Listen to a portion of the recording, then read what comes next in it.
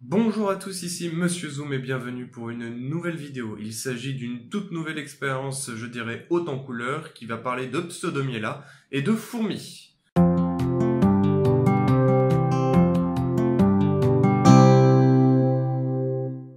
Du coup, comme vous pouvez vous en douter, j'ai l'intention de faire du miel à colorer et de le donner à mes fourmis. J'ai choisi la couleur bleue pour commencer, alors ne vous inquiétez pas, c'est du colorant alimentaire donc il n'y a aucun risque pour les fourmis. En parlant d'elles, j'ai décidé de choisir pour cette expérience mes Camponotus dolendus. Les Messors n'ayant pas ou très peu de physogastrie, et mes Lasius étant occupés à faire des trucs de Lasius, du genre creuser dans leur nouveau nid, je me suis rabattu sur mes exotiques. Alors, pour commencer, j'ai fait un pseudo-miela classique.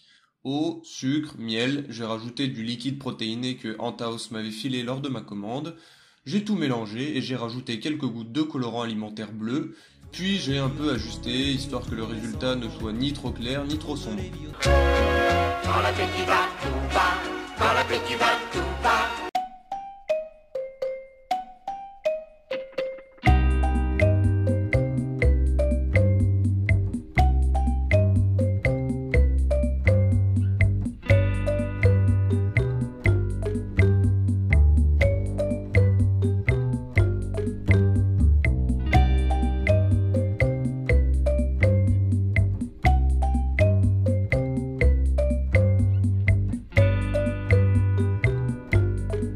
Les résultats ne se font pas attendre et on obtient très rapidement de superbes physogastries bleutées. Je vous laisse apprécier.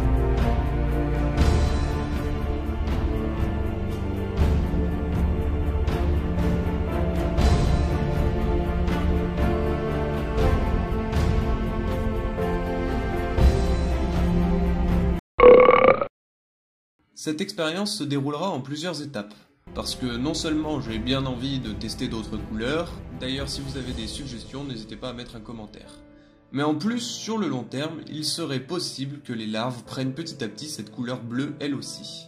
En plus de ça, j'en ai jamais vu mais je vous avoue que j'ai pas trop cherché sur le net, j'ai entendu qu'il serait possible que les nouvelles ouvrières prennent aussi quelques reflets de cette couleur au cours du temps. Du coup, je vais m'atteler à cette expérience en ne les nourrissant désormais que de pseudomiela bleu, avec toujours leur régime d'insectes bien entendu, pendant à peu près 6 à 8 semaines, ce qui est le temps moyen entre un œuf et une ouvrière chez ces Camponotus. Donc bon, on verra les résultats sur le moment, mais si ça marche, ça promet de belles observations.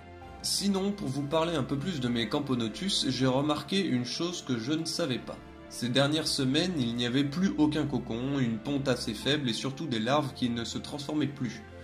Au début, j'ai pas trop compris, pourtant je les chauffais à bonne température, elles étaient plutôt bien nourries et l'hygrométrie dans le nid était respectée. Du coup, je me suis dit, bah merde, qu'est-ce qui s'y passe? Et finalement, c'est mon ami Baptiste qui a apporté une lumière à mon interrogation. En fait, ces fourmis-là, je me suis pas renseigné pour les autres espèces exotiques, mais mes Camponotus dolendus ont une espèce d'horloge interne qui ne dépend pas de la température, et à un certain moment de l'année, il y a une espèce de pause. C'est pas une diapause parce que cette dernière dépend de la température, mais il y a une pause quand même. Ces derniers jours, les cocons ont réapparu et tout va bien. Bref, pour revenir sur l'expérience, je suis très satisfait. On a le droit de belles images et j'espère que la couleur pourra se transmettre potentiellement vers de futures ouvrières. Sur ce, j'espère que la vidéo vous a plu. La vidéo concours arrive normalement la semaine suivante. En attendant, je vous souhaite de bonnes vacances et je vous dis à la prochaine. Bye!